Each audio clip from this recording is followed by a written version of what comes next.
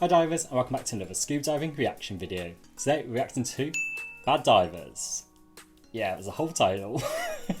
So not bad boys, not bad cops, bad divers today.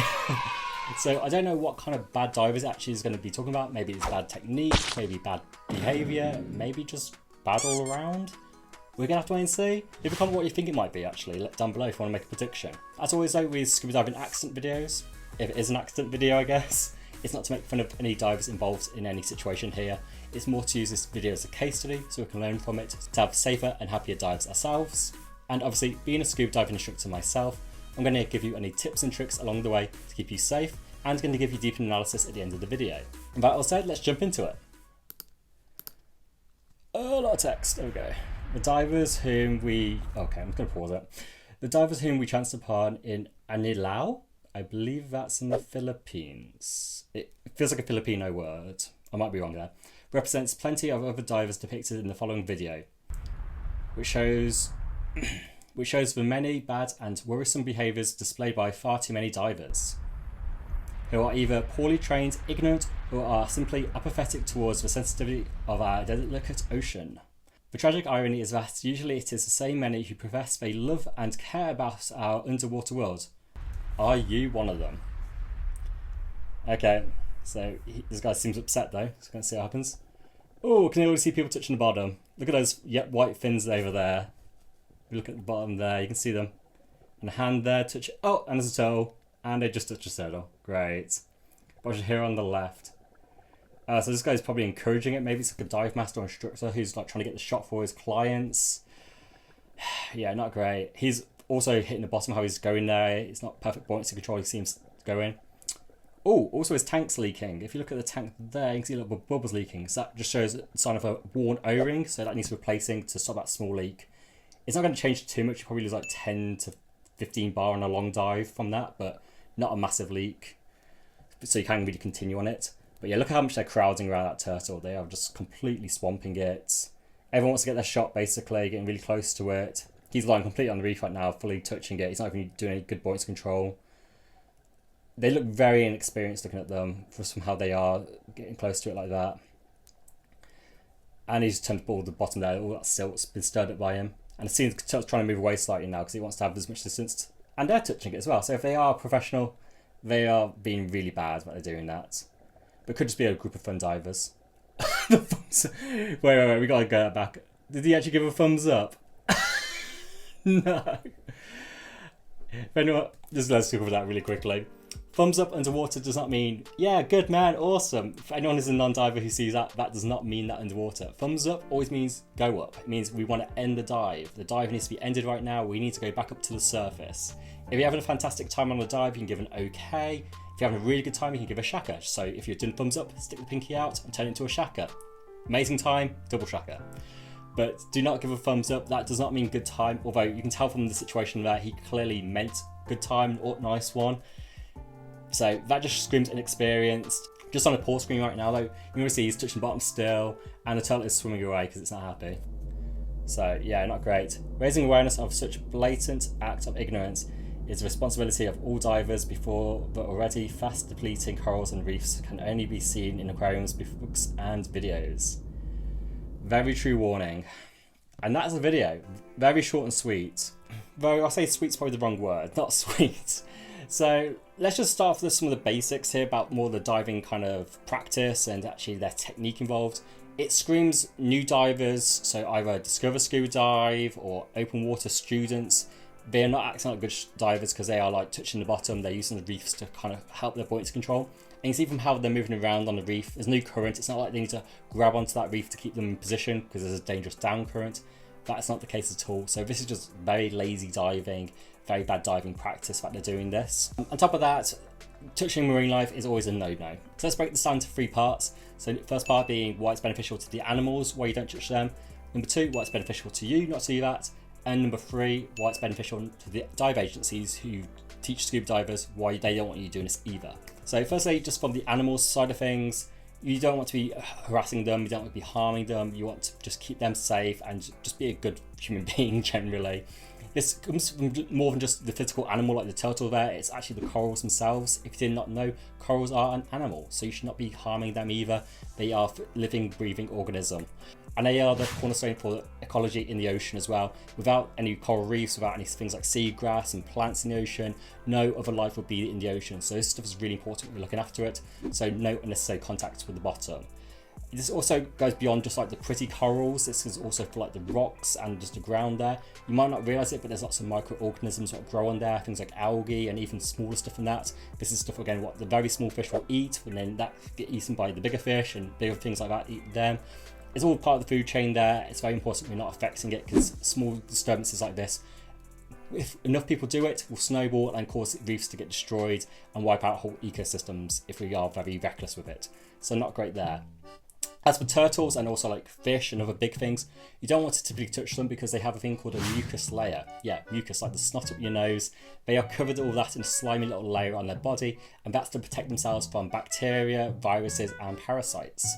So when you are touching these animals, you're actually removing this protection layer off them, so it makes them more susceptible to getting infected and diseased and whatnot. So it's not good. So if you see like a dodgy looking fish, one that looks a bit kind of mangy, a bit like Feebas from Pokemon, I guess is a good representation, you know it's because it's been like probably harmed, it's lost its protective layer, and now it's been infected. So that's the main reason why you don't want to touch the animals themselves. So this, I know some people aren't as altruistic as that and don't care enough about animals in marine life. They want to get that cool picture for Instagram. So let's talk about more from your kind of side of things. The same animals which you touch are wild animals. They are unpredictable, they are anomalies. We don't know how they're going to respond to people getting too close to them. They might get startled and run away, but they might turn on you and lash out. So things like turtles could bite you, some fish will try and bite you. Typically, you don't want that to happen to you. You don't want to get nasty bites. So you want to avoid that contact to them, so you give them a nice healthy space so that doesn't happen to you. Same goes for corals. Corals can be quite sharp. You also get things like fire corals, which can cause nasty reactions to cause your skin to get all in pain. So again, this is why you don't want to touch things where you don't know what they are or how they're going to respond to you, because it can harm you. On top of that as well, some animals do carry diseases and parasites. So again, making unnecessary contact with them can cause you to get sick as well post-dive. And just finally to cover it, any cuts and scrapes you get on dives underwater, you are in the ocean, which is full of germs and bacteria, so it's very easy for these cuts and scrapes to become infected. So they come all nasty and pus coming out of them and really gross. I won't show any pictures in case anyone's a bit squeamish, but just know it's very common to happen that you're going to get infections from any cuts you have underwater. So it's a good idea not to try and cause to get any more cuts just for that reason. Now let's talk about from the dive agency standpoint. So firstly, dive agencies are very much aware that every time we teach new divers, there's a chance that people are going to touch the bottom by accident. There's going to be things, mishaps here and there. We understand that's a thing, but obviously they want to reduce that impact as much as possible by training good divers to not do these practices so that we can preserve the ocean itself. So we're more of a PR standpoint from them, I guess you could look at it. Oh, divers, we're good for the ocean. We are here as eco-warriors, we're here to be awesome. Not that, oh yeah, divers, yeah, we're ruining the reefs at a rapid rate. So that's one of the reasons they care about it. The second one is from a risk assessment standpoint. So if you kind of are risk assessment savvy, you've done the risk assessment before, you probably understand the first 2 points and you're like, sounds good, I won't worry about it. But people who don't get it, this is just from the business side of things. You have to do risk assessment for any kind of activity like this, any kind of adventure sport. Risk assessment is needed, especially things like scuba diving where there's a lot more risks involved. You're going underwater, that's already a big risk. Water's a big risk in general, so risk of DCS, risk of drowning, all sorts of problems there. Not easy to get to medical services from the water. Thankfully though, with stuff like that, we do have good training involved with scuba diving, so it avoids all these situations. However, wild animals, as I already talked about, they're unpredictable. They're a variable, we can't understand how it's going to act. So they simply just say, keep a distance, stay away from them, and then they won't harm you, typically. And if you see them looking aggressive, get out of the water. They don't want you to try and mess around with it because it's a thing they can't actually count for in risk assessment. So this is a way they try and avoid it. So that's kind of their stance on it. It's why all diving agencies have a whole like no touching policy, keep your distance from marine life policy. They really care about this stuff. Now, if you are just a fun diver, you're someone who's just doing it recreationally, you probably don't care about that as much. But if you're working in the industry, like the guy who's probably on the left who's taking pictures and whatnot, I'm assuming he's either a dive master or an instructor, and you really should be caring about this because your bosses, the people who employ you, have said you shouldn't be doing this, and now you are actively breaking those standards. You are showing yourself to be, I think I know better, or I don't care what you have to say. And the fact is, you're being recorded right now. All it takes is someone to get your ID number on top of that and report you to one of these agencies, and you could lose your license. If you don't believe me, check out Paddy's expelled professionals list. They have a list posted every year of all the people who have been banned from their agency, who can no longer work for them because they have broke standards. And this is one of the things what can cause you to lose your job. So again, from the simple standpoint of, oh, just for touching a turtle or just to keep clients happy, it's not worth it. If it's just something so lazy that you touch the turtle, it's really bad. You got to really think it from the kind of agency standpoint. If someone recorded this video right now, put it on TikTok, and then slandered that agency, let's just use an example here. Not that I know what agency it is, but let's just say someone put on TikTok, oh, look at these Paddy divers being awful as usual on the reef. That goes viral, suddenly Paddy has a massive PR disaster, and they're like, sod it, we just need to get rid of this instructor who's been a bad apple here, making us look awful. Probably won't be enough to reprimand the whole situation and recover from it. This is why they care about it though. All it takes is someone to do something like that, and this suddenly makes them look awful as an agency. It's really bad, and obviously they don't want that to happen. Again, sorry Paddy for using you as the example. It could be anyone, it could be an SSI, TDI, SDI, RAID, NAUI. Anyone could have been using that example. I just want to make a point there that they don't want to be tied to these bad divers, so they will definitely get rid of you if they feel like you could be a brand risk for them. Let me know if there's anything else I missed in this video at all. Leave a comment down below. Also, let me know, do you agree with my stance on this, that why it's a bad thing? Do you have other thoughts? Were you someone who was shown that it's okay and then learned later that it's not okay? Or were you someone who thinks, no, this is completely fine, this is actually responsible behaviour, I do this all the time and it's completely fine? If you have an alternate point of view, put it down in the comments. Let's have a conversation about it. Anyway, if you liked the video and found it enjoyable in any way, please give me a like. It helps me out a ton, but help other divers find this video too.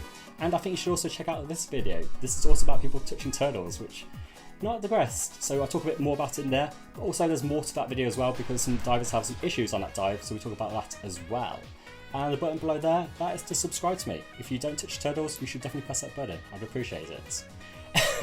Anyway, divers, I hope you have awesome and safe dives, and I'll see you all in the next video. Bye bye.